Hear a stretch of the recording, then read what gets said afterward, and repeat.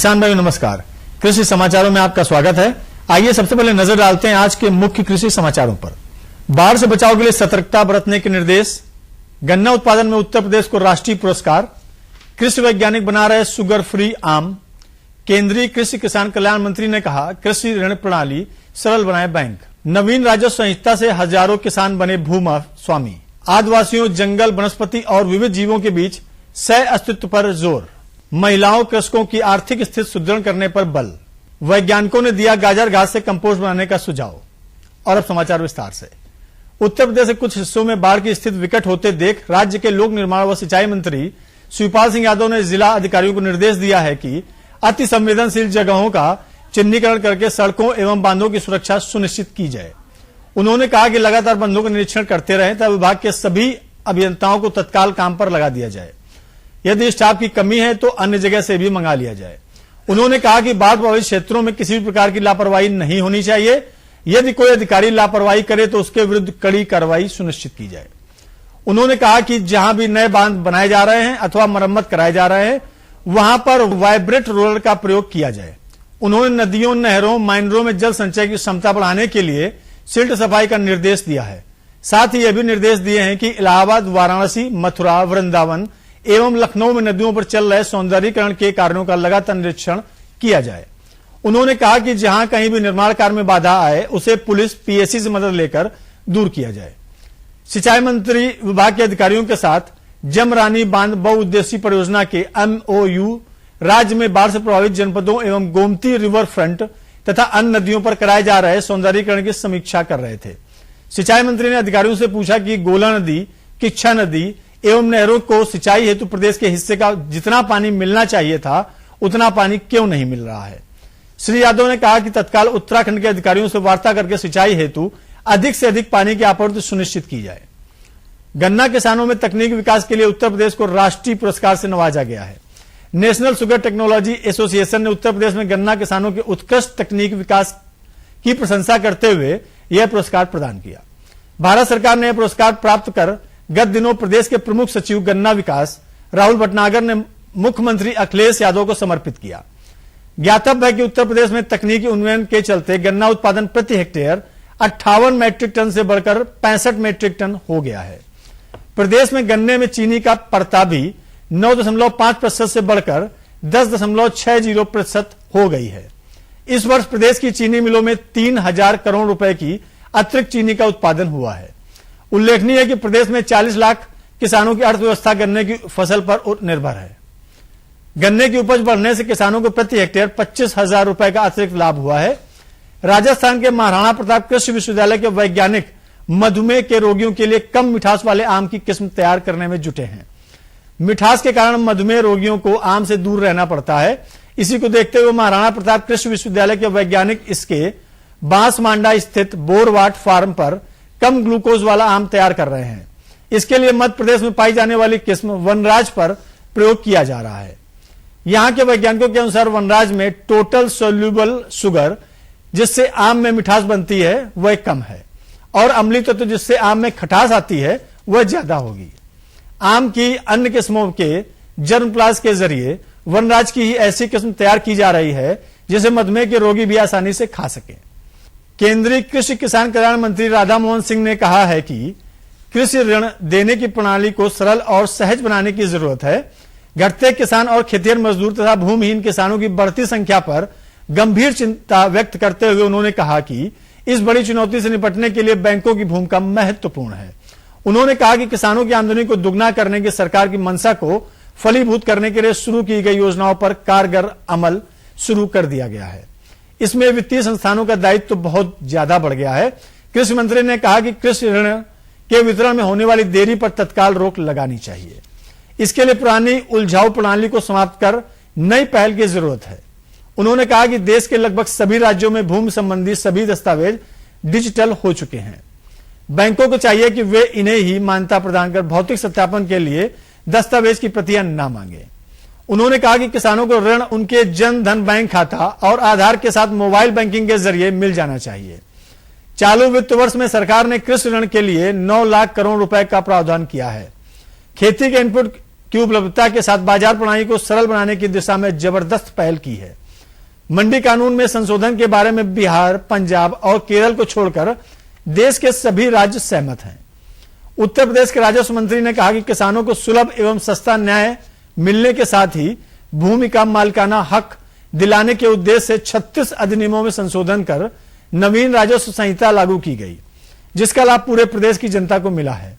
नवीन राजस्व संहिता के लागू होने के उपरांत प्रदेश में हजारों किसानों को संक्रमणीय भूमिधर घोषित करते हुए मालिकाना हक दिलाया जा चुका है।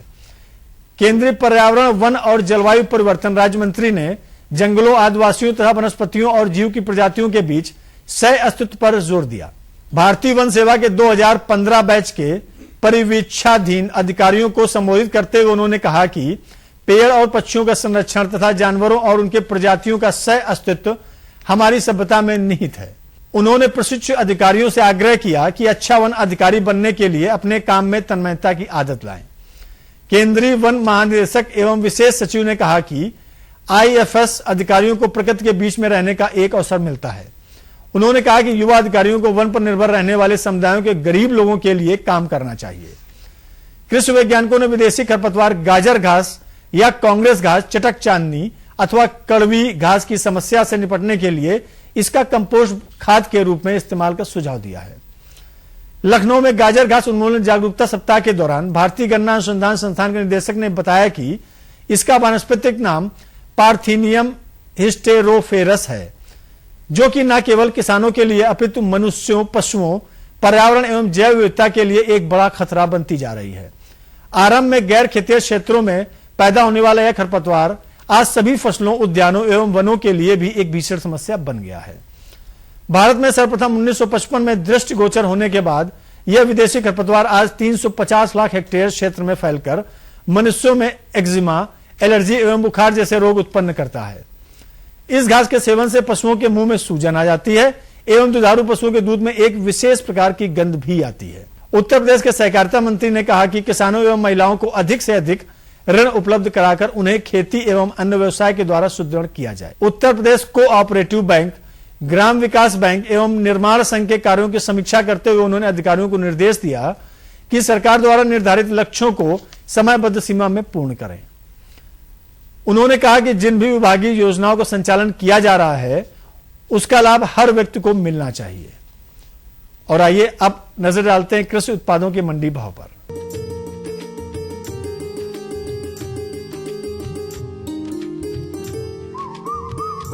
गेहूं का भाव प्रति कुंतल इस प्रकार रहा।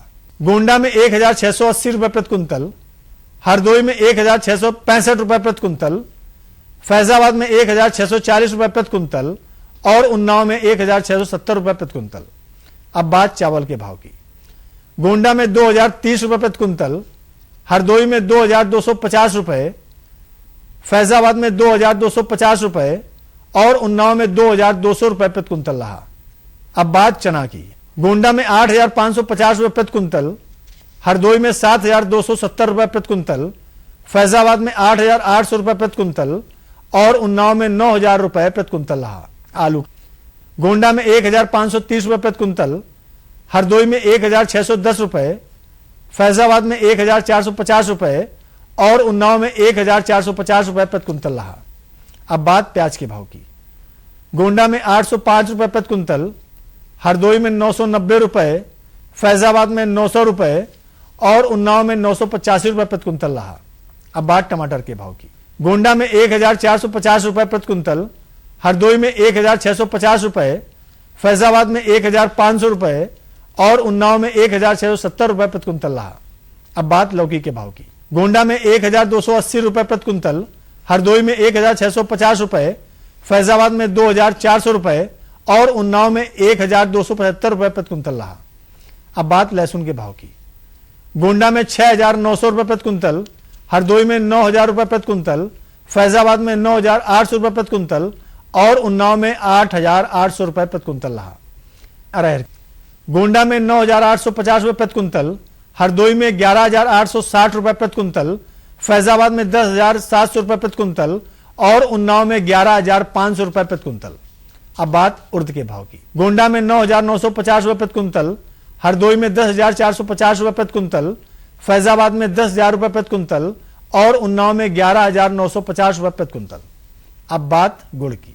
गोंडा में 4,050 रुपए प्रति कुंतल, हरदोई में 3,670 रुपए, फैजाबाद में 4,200 रुपए और उन्नाव में 3,625 रुपए प्रति कुंतल रहा। तो किसान भाई, ये थे कृषि समाचार और मंडी भाव। अब हमें दीजिए अनुमति। नमस्कार। सब्जी में मसाला ज्यादा है। कितनी बार कहा है कि जितनी जरूरत हो बस उतना ही डाला करो। अरे मुझसे तो ऐसा कभी कभार होता है। और तुम जो हमेशा खेत में अनाप शनाप कीटनाशक डालते हो, उसका क्या? ठीक ही तो कह रही है बहू। देख, खेत में उतनी ही दवा डाल जितनी जरूरत हो। याद रखो, कीटनाशक जहरीले होते हैं। डिब्बे पे लिखी सूचना के हिसाब से ही दवा डालनी चाहिए। पहले फेरोमोन ट्रैप, फ्लाइट ट्रैप, मित्र कीट, जैविक कीटनाशक आदि का इस्तेमाल करें। जरूरत पड़ने पर ही रासायनिक कीटनाशक का इस्तेमाल करें। छिड़काव सुबह या शाम दस्ताने, मास्क और पूरी आस्तीन वाले कपड़े पहनकर करें। हवा की दिशा में छिड़काव करते हुए पीछे जाएं। दवा के डिब्बे, छिड़काव यंत्र सुरक्षित जगह पर रखें। अब कुछ समझे क्या? हाँ, समझ गया मेरी रानी। अब ना करो नादानी। इसने पिला दिया ना तुझे पानी। जी जी जी। किससे बात कर रहे थे इतना हंस हंस कर? किसान कॉल सेंटर में विशेषज्ञ से खेती के बारे में सलाह ले रहा था। सुबह भी, रात को भी? किसान कॉल सेंटर सुबह 6 बजे से रात को 10 बजे तक खुलता है। रविवार को भी? साल के 365 दिन खुलता है। पर तुम ये सब क्यों पूछ रही हो? मैं तो कुछ और ही समझी थी। कृषि संबंधी समस्याओं का अपनी भाषा में तुरंत समाधान पाने के लिए पूरे भारत में किसी भी फोन से राष्ट्रीय हेल्पलाइन नंबर 1800-180-1551 पर संपर्क करें। अरे सुन तो। मुझे क्या सुनाना चाहते हो? जो सुनाओ मेरी सौतन को। किसको? अरे वही तुम्हारा मोबाइल फोन जिससे सुबह शाम दिन रात चिपके रहते थे और कहते थे किसान कॉल सेंटर से बातें हो रही हैं। अच्छा, ये बात है।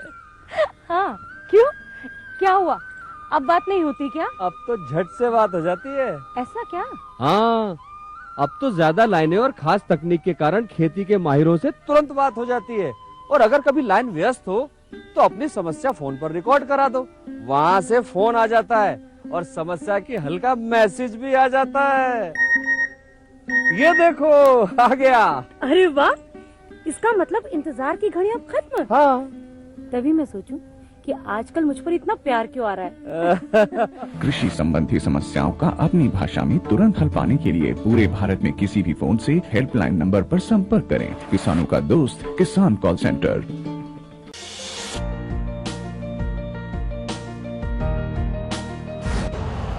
यूरिया का स्वदेशी उत्पादन 70 लाख टन बढ़ाने के लिए 6 उर्वरक संयंत्रों का उद्धार किया जा रहा है।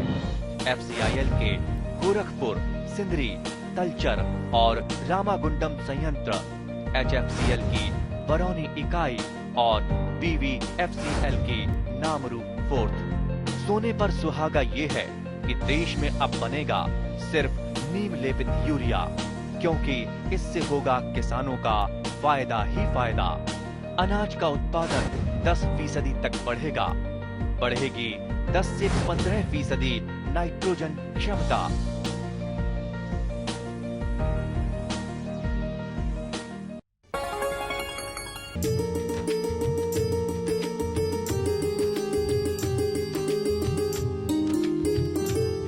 किसान भाइयों नमस्कार। कृषि समाचारों के बाद आपका स्वागत है आपके अपने कार्यक्रम कृषि दर्शन में।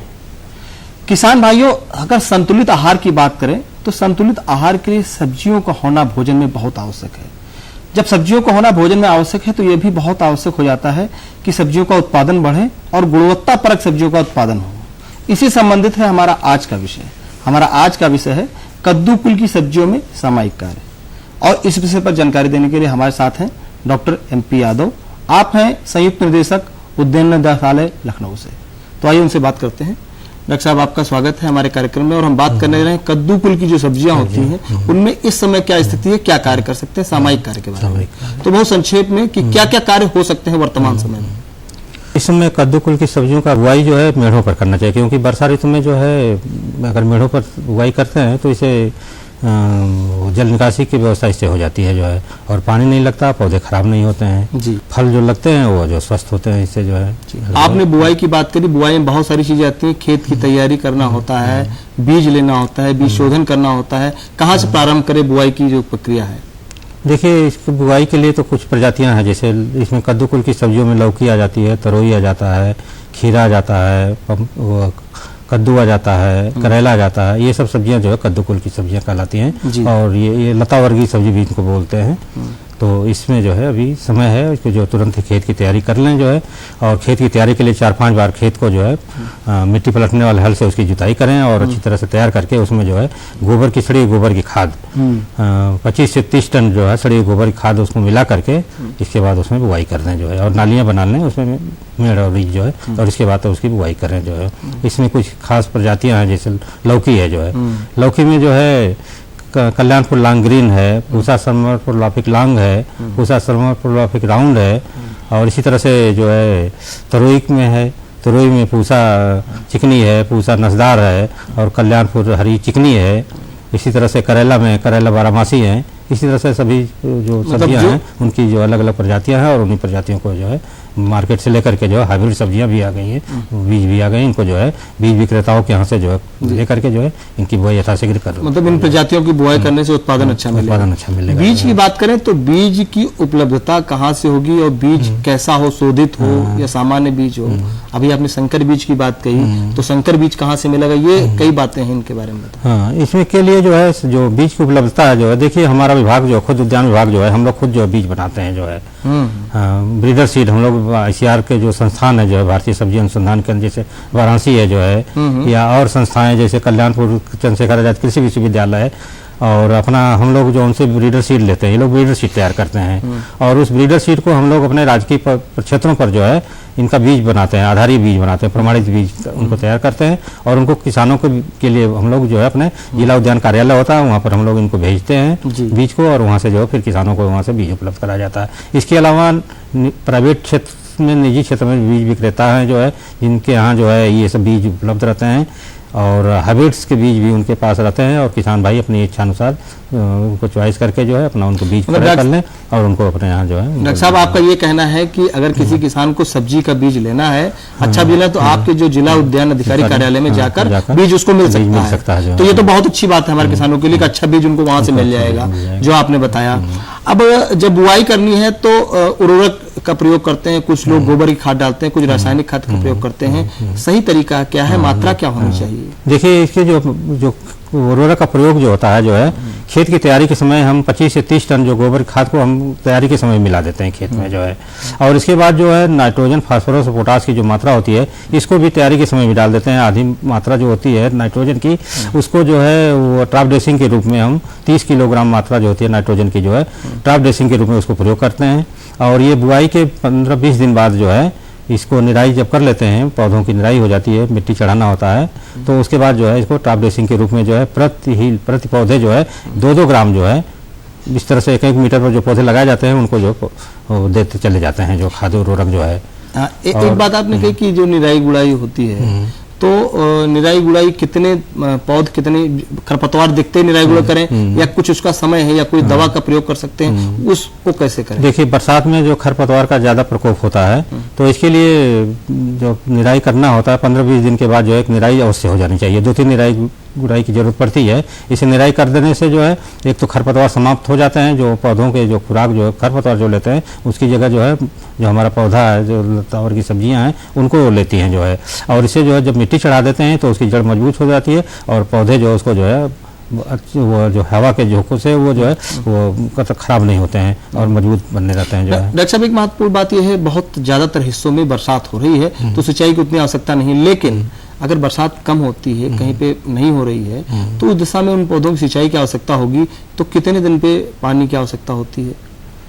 देखिए, बुआई के जो है कम से कम जो है 8-10 दिन बाद जो है एक सिंचाई हो जानी चाहिए, हल्की सिंचाई, जो नालियों में सिंचाई करते हैं इसकी, जो नालियों में बुआई करते हैं, तो इससे जो है मेड़ के अंदर ही उसकी जो रहती है और उससे जो नमी से जो है उसकी जड़ों तक पहुंच जाती है जो है, तो इससे पौधों को जो है हल्की सिंचाई करना पड़ता है, तो इससे नुकसान मतलब कि नहीं होता और पौधे स्वस्थ रहते हैं। हाँ, बुआई के लिए एक चीज सबसे जो खास आप बता रहे हैं कि मेड़ों पे ही बुआई होनी चाहिए, क्योंकि मेड़ों पे बुआई से नुकसान नहीं होगा, कहीं पानी भर जाएगा, तो ये इस बात का विशेष ध्यान रखें किसान भाई। एक चीज ये होती है जो फसल सुरक्षा की बात करें, कभी कभी कीट लग जाता है, पौधे की 2 पत्तियां निकली, 3 पत्तियां निकली, कीट ने काट दिया, पौधा समाप्त हो गया, तो उसकी सुरक्षा के बारे में बताएं। देखिए जो है इसमें हमारे कद्दू कुल की जो सब्जियां हैं, बुआई के बाद से ही जो है इसमें कीड़ों मकोड़ों का प्रकोप होने लगता है। जो है एक हमारा रेड पंपकिल बिटिल जो कीट होता है, कीड़ा होता है, जो है जो जैसे ही हमारा जो पौधा बीज जमता है, 2 पत्तियां निकलती है, उनको फॉल्स लीफ बोलते हैं, तो उन्हीं को खाना शुरू कर देता है। जो है वो हरी हो जाती है पत्तियां, जो है फिर इसके बाद वो पौधा समाप्त हो जाता है। इसी तरह से जो है जब अगर किसी तरह से वो बच जाती है फॉल्स लीफ, जो है तो ट्रू लीव्स जब 2 पत्तियां हरी पत्तियां जब निकलती हैं तो उनको खाना शुरू कर देता है ये कीड़ा, जो है और उसको भी जो है खा करके समाप्त कर देता है। इस तरह से पौधा जो है समाप्त हो जाता है और हमारे उत्पादन पर प्रभाव पड़ता है। जो है तो रेड पंपकिल बिटिल की पहचान ये है कि उसका हेड और एब्डोमेन जो होता है ब्लैक होता है और वो ऊपर का जो पंख वगैरह जो होता है नारंगी रंग का होता है, जो है ऑरेंज कलर में। तो इसकी पहचान यही है कि रेड पंपकिल बिटिल है। जो है तो एक तो इसके जो है उपचार के लिए इसके तरीका यह है कि जो ये तो पत्तियों को खाता है, ये डंठल और तने को भी खाता है, तो इसको उपचार करना बहुत जरूरी होता है। उपचार के लिए यही है कि गर्मी के मौसम में गहरी जुताई कर देते हैं। जो है तो इसके अंडे और जो शिशु वगैरह जो होते हैं ये समाप्त, तेज धूप से तेज गर्मी से ये समाप्त हो जाते हैं, मर जाते हैं। जो है और दूसरा तरीका ये है कि अगर थोड़े हल्की मात्रा में अगर इनका कहीं दिखाई दे रहा है तो उनको जो पकड़ करके जो है उनको जो है नष्ट कर देते हैं। और तीसरा तरीका यह है कि कार्बोरिल एक दवा आती है, तो इसकी 2 ग्राम मात्रा 1 लीटर पानी में जो है घोल करके इसका छिड़काव कर देने से इस कीट का बिल्कुल प्रकोप नहीं होता और इससे फसल जो है कार्बोरिल दवा की 2 ग्राम मात्रा का प्रयोग कर सकते हैं। प्रयोग कर सकते हैं। एक जो सबसे महत्वपूर्ण बात है, सबसे ज्यादा समस्या आती है जब बरसात के दिनों में कद्दू वर्गीय सब्जियों पे ज्यादातर जल भराव वाली समस्या लेते तो किसान भाई मचान बना लेते हैं, लकड़ी का मचान बना लिया, उसमें पौधा चढ़ा दिया और लौकी कद्दू सब उसमें लटकते रहते हैं। तो जल भराव की स्थिति से कैसे बचे और मचान की व्यवस्था कैसे? देखिए ये मचान पद्धति जो होती है कद्दू कुल की सब्जियों के लिए बहुत ही अच्छा तरीका है। और हालांकि ये थोड़ा महंगा पड़ता है, इसमें बांस बल्ली वगैरह और सब सुतली बांध वगैरह लगता है। तो इसके लिए किसान भाई क्या करते हैं कि जो है इसमें जो मचान बना लेते हैं, खेत में जो भी खेत लता वर्गीय सब्जियां उगाए हैं उसमें मचान बना लेते हैं और उसी मचान पर जैसे ही जो है पौधा की बेल चलने शुरू होती है उसको चढ़ा देते हैं रस्सी बांध करके, जो और उसी पर वो फैलता है। जो है वो जो पौधा पूरे में फैल जाता है और उसी पर जो है फूल आते हैं। जो है और ये फूल और फल जब आते हैं तो उसमें जो है फिर अपना जो फल बनता है वो उसमें नीचे लटक जाता है। जो है तो नीचे लटकने से जो है उसकी लंबाई फल की बढ़ जाती है। जो है और पौधा जो है जमीन के संपर्क में नहीं रहता है और फल जो है तो फल जो है बहुत ही जो है बढ़िया अच्छा कलर अट्रैक्टिव कलर होता है और इसको जो मार्केट में इसकी वैल्यू अच्छी मिलती है, मार्केट वैल्यू अच्छी हो जाती है और किसान को अच्छा लाभ मिलता है। जमीन में संपर्क में रहता तो फल अच्छा लगता है और उसका जो मूल्य अच्छा मिलता है। जो है ये जो है डॉक्टर साहब आप क्योंकि विषय इतना लंबा है बात तो और अधिक हो सकती है, लेकिन समय समाप्त होता है हमारे कार्यक्रम का। आप हमारे कार्यक्रम में और किसान भाइयों को कद्दू वर्गीय सब्जियों के बारे में जैसे हम सामयिक जानकारी इसके लिए आपका बहुत बहुत धन्यवाद। बहुत आपको धन्यवाद। किसान भाइयों आपकी कद्दू वर्ग की सब्जियों से अधिक उत्पादन लेना है तो जो बहुत महत्वपूर्ण बात बताई है डॉक्टर साहब ने कि पादप वृद्धि नियामक का प्रयोग जरूर करें, अच्छी प्रजातियों का चयन करें, बीज शोधित होना चाहिए, समय से बुआई हो जिससे आपको अधिक उत्पादन मिल सके। नमस्कार।